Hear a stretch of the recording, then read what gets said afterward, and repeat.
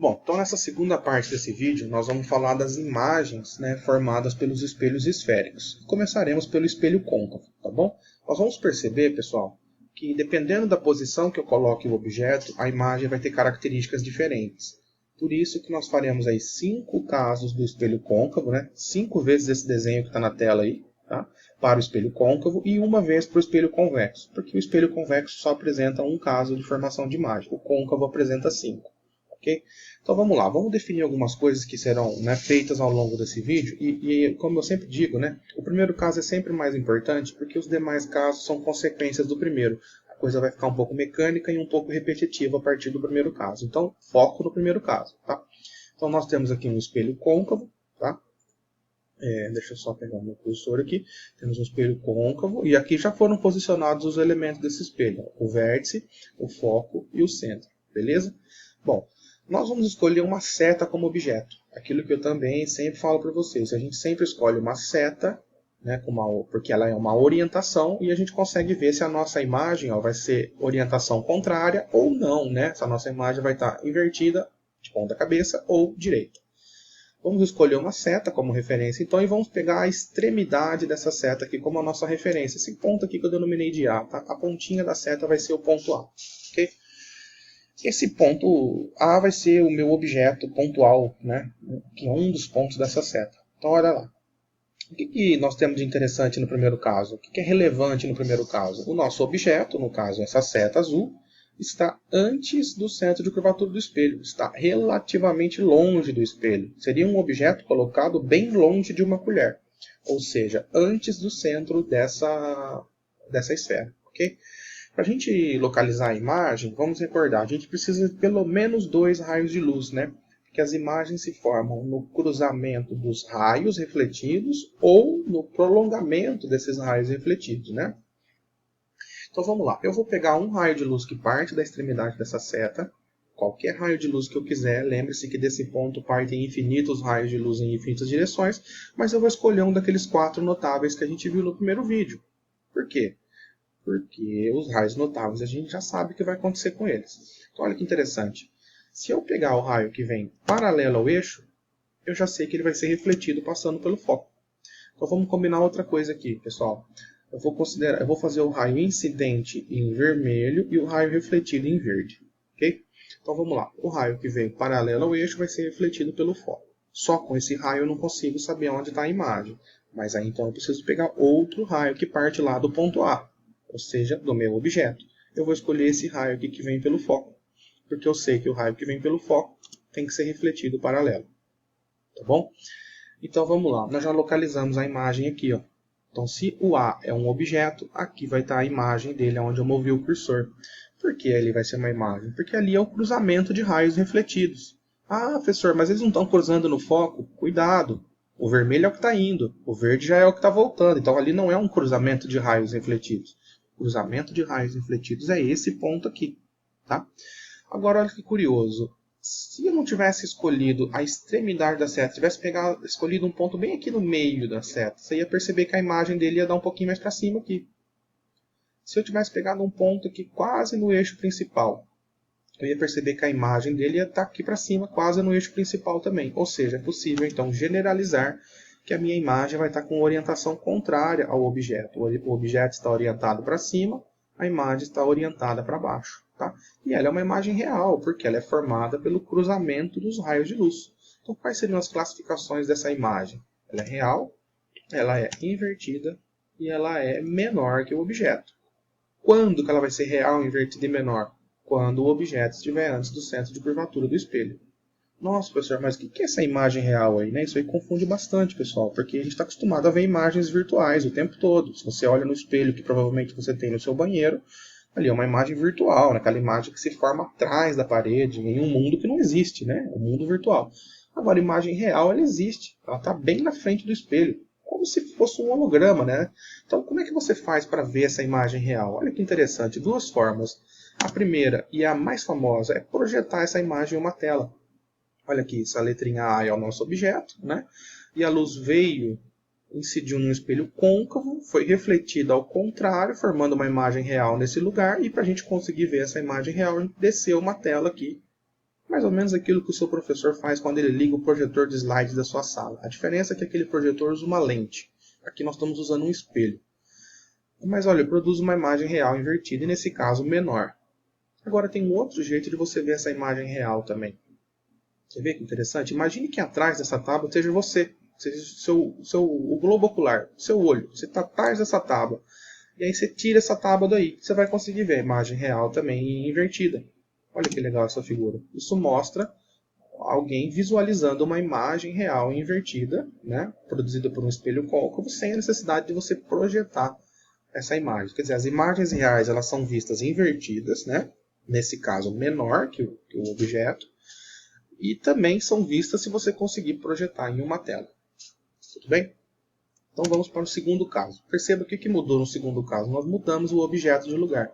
Agora a gente pôs o objeto em cima do centro da esfera. Eu não coloquei a letrinha C aqui, tá? Mas aqui você já sabe que é o centro dessa esfera. Então vamos lá. De novo, pegando a ponta da seta, a gente sabe que todo raio que vem paralelo reflete pelo foco. Todo raio que incide pelo foco reflete paralelo. E olha lá que legal. A imagem vai se formar exatamente sobre o centro também. E devido à geometria desse problema, ela tem o mesmo tamanho que o objeto.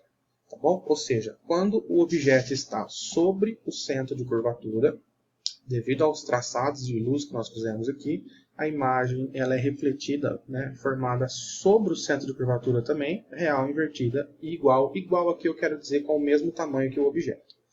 Na verdade, pessoal, nos espelhos esféricos, a única situação em que o objeto tem o mesmo tamanho que a imagem é essa. Ok? Então, nos espelhos esféricos, a única situação que o objeto tem o mesmo tamanho que a imagem é essa. Quando o objeto está no centro de um espelho côncavo, a imagem também se forma no centro do espelho côncavo com o mesmo tamanho. Terceiro caso, aliás, faltou mostrar isso aqui para vocês, né? Seria a imagem real, invertida e com o mesmo tamanho, né? Igual ao objeto, podendo ser projetada numa tela. O que nós vamos fazer no terceiro caso? O objeto foi posicionado agora entre o centro de curvatura e o foco. Esse seria o terceiro caso. O objeto está aqui em uma posição entre o centro e o foco do espelho. Então vamos lá. Pegando a ponta da seta, o raio que vem paralelo reflete pelo foco. Agora eu vou escolher o raio que incide no vértice e reflete com o mesmo ângulo. Tá? Eu vou evitar usar o raio que vem pelo foco, porque daí ele não ia bater no espelho. Tudo bem, você poderia projetar o espelho aqui, não tem problema. Mas eu escolhi usar um outro raio notável. O raio que vem paralelo reflete pelo foco. E o raio que incide no vértice reflete com o mesmo ângulo. E olha só onde vai cruzar esses raios refletidos. Bem lá embaixo, né? Aqui nós temos então a formação de uma imagem real, invertida e maior que o objeto. Ou seja, quando o nosso objeto está entre o centro e o foco, a imagem ela é formada real, invertida e maior, conforme você está vendo na ilustração. Na prática, seria isso aqui. A gente conseguiria, né? Ao mudar o objeto de lugar, entre o centro e o foco, a imagem está real, invertida e maior. Ok? O quarto caso seria colocar o nosso objeto em cima, né, sobre o foco do espelho. Aqui vai acontecer algo curioso. Quando a gente posiciona um objeto em cima do foco do espelho, a gente vai perceber que não forma imagem, forma um borrão. Você olha no espelho e você não tem uma imagem nítida se formando. Por quê? Olha a justificativa. Pegando a ponta da seta, o raio que vem paralelo reflete pelo foco, o raio que incide no vértice reflete com o mesmo ângulo, e nós vamos perceber que os raios refletidos são paralelos, ou seja, esses raios não se cruzam, nem os seus prolongamentos, então nós temos uma imagem imprópria.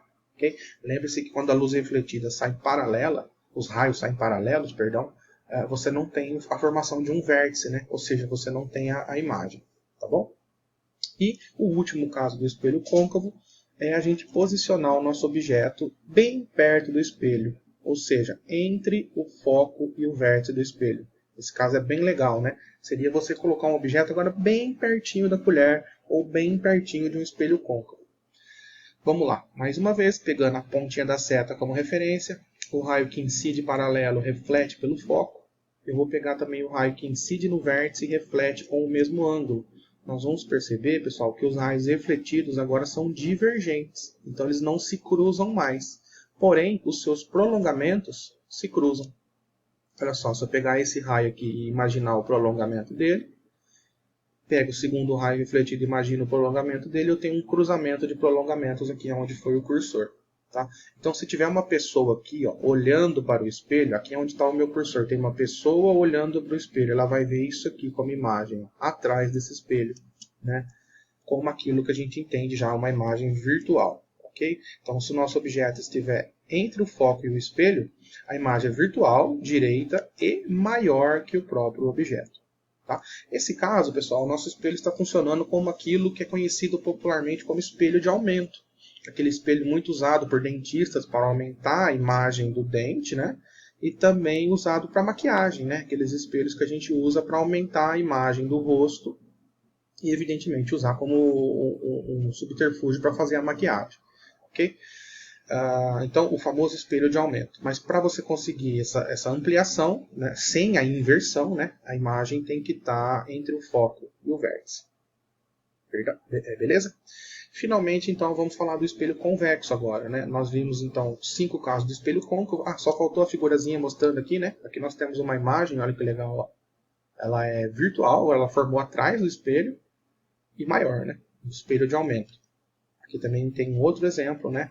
Essa velhinha aqui, ó, é o objeto, e aquela lá atrás é a imagem virtual e maior, porque agora essa velhinha objeto está bem perto do espelho, entre o foco e o vértice.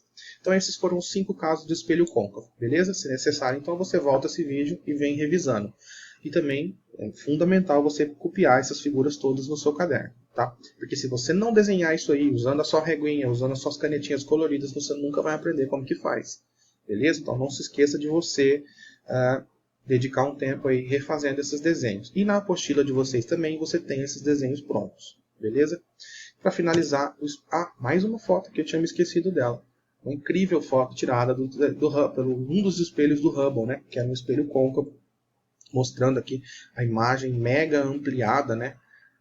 E direita do rosto desse funcionário aqui. Tá? Agora sim, vamos ao espelho convexo. Tá bom? Por sorte, o espelho convexo tem apenas um caso, tá? E independe da posição desse objeto aqui. Ó. Como agora esse objeto está fora da esfera, independente da posição desse objeto, nós teremos sempre o mesmo tipo de imagem. Tá?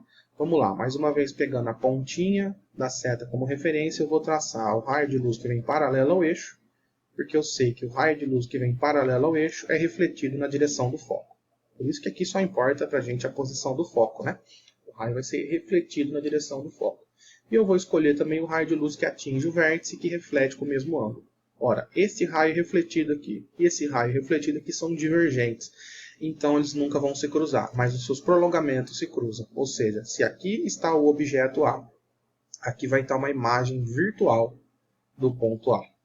Okay? Podendo então generalizar que a gente tem aqui uma imagem do tipo virtual, direita e menor. Ou seja, gente, se o espelho for convexo, seria a parte de trás da colher, tá? Aquela parte que você não usa para comer, a parte de trás da colher. Dá uma olhadinha nela agora, você vai ver que você está lá menorzinho, como uma imagem virtual, beleza?